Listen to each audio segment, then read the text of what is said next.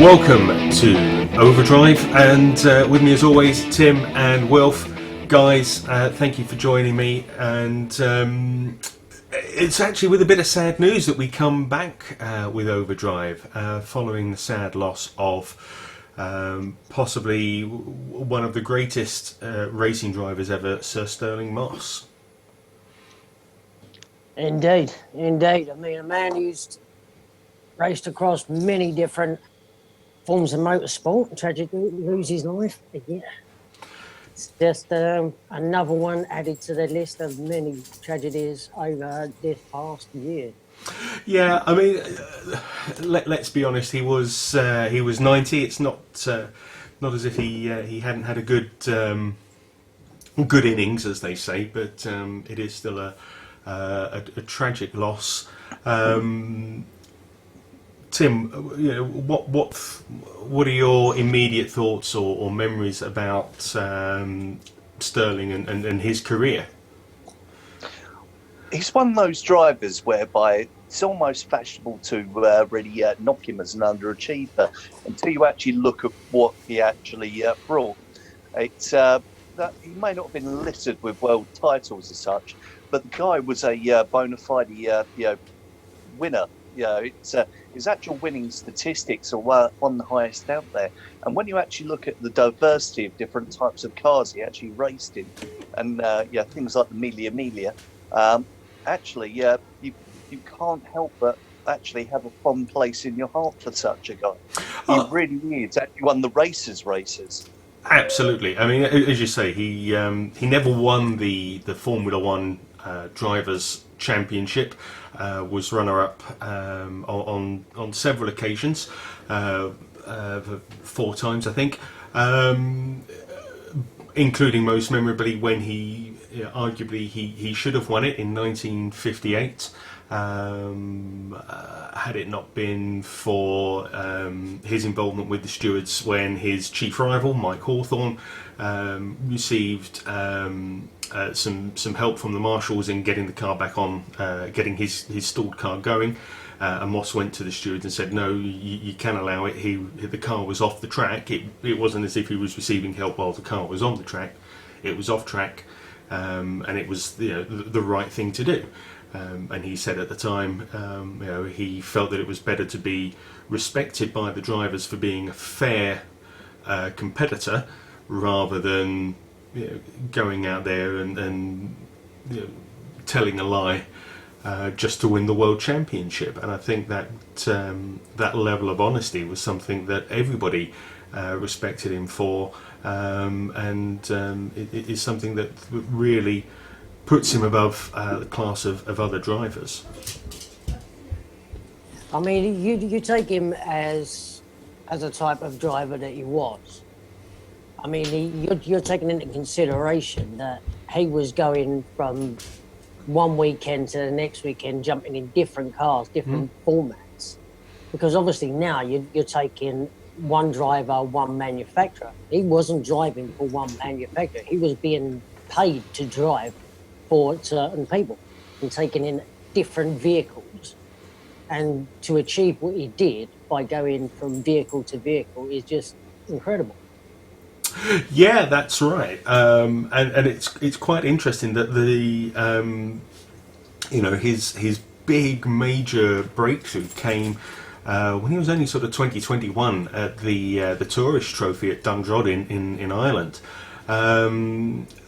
driving a privately entered Jaguar XK120 because none of the works teams would offer him a drive because they thought he was too young. I mean, he was 20 years old back then. That was almost like being a child going into racing. We see it now with Vettel being Vettel and Verstappen coming in very, very young, but he was really young at the time, and that's something that a lot of people forget, and that's why even in his career, it was a 12-year career that he had.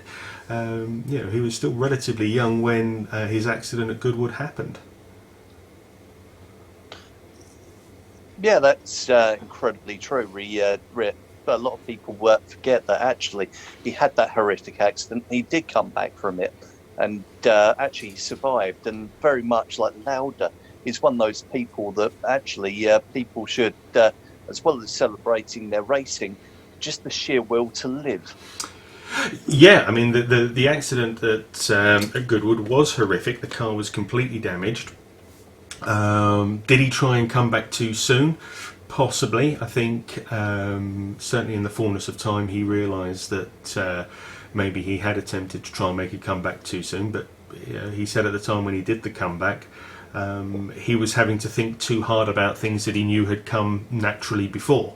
So that's why he hung up his helmet. But you're absolutely right. The just the sheer tenacity of getting back there and surviving through it after being in a coma for I believe it was 3 weeks was incredible. But that just goes down to the old school style of work ethic, where you'd have an accident of that magnitude, and it's down to that kind of era where you just went back and did what you did. You didn't take time out. You didn't have the paramedics and all the stuff that we have now that can put you through training regimes to get you back fit in a month. Do you know what I mean? He just went on medical advice. Yeah, I'm feeling all right. I'm good. I'll go back. Yeah, I don't really. It's fair to say it's work ethic, to be honest. That actually, if you take, for instance, Ericsson, that actually end up barrel rolling off the straight at Monza. The guy was straight back in a car the next day after actually flipping the thing at a couple of 100 miles an hour. It's I think that's a completely different accident in a completely different car. You can jump out of a car. Ericsson can jump out of a car, go back into another car a day later. A crash like Stirling had, you can't. Do you know what I mean? For him to come out of an accident like that is just pure saving grace in itself. Yeah. Okay. Let's go back a little bit and talk about the career of Stirling a little bit more. I mean, 1955 really was a breakthrough year for Stirling. He joined the Works Mercedes team alongside Juan Manuel Fangio, it was an absolutely incredible year. He took his first World Championship Grand Prix victory at the British Grand Prix in Aintree, the first British driver to win the British Grand Prix, and of course it was the year that he won the Mille Miglia. Absolutely phenomenal season he had, and it was just unfortunate that it was marred by the tragic events of Le Mans that year, in which he and Fangio most probably would have won, because when they were called in and the Mercedes team pulled out at 4 o'clock in the morning after the events of Pierre Leve's accident, they were 3 laps ahead of the Jaguars. So that could have been an absolutely monumental season for him. Yeah, it's, as I was saying earlier, it's so many people will look at him as a failure, but don't actually realise quite how good he was. And it's just fate intervening with the guy. But he's going to be missed, sadly, by a lot of people. And it's basically because he is the right, he's the decent guy. He's the one that should have won, but actually ethics come first for him, and that's a rare quality. Yeah, and he, the other thing that people probably don't realise is that he, for quite a while, he held a number of production car speed records, including the production car record for Class C cars in a Jaguar XJ 120. And he was part of a 4-man team that drove the car for 7 days and nights around the Montlhéry bank track in France. That's something else that's absolutely incredible. But as part of that, at the time, that was 1952, and they did for 7 days and nights including the times that it took for driver changes, refueling, and so on. The four-man team did an average of 100.31 miles per hour. Just an incredible feat. He went to Bonneville Salt Flats and broke records there in a purpose-built MG, including the flying kilometre at 245 miles per hour. I mean, just unbelievable, some of what he did, not just racing, but outside of racing as well. Oh, very much. He really is just one of the truly great all-round drivers. But that's why you can see so many different racing drivers from different formats look back on Stirling as an inspiration and as a person and driver to aspire to. Yeah, absolutely, because he tried all sorts.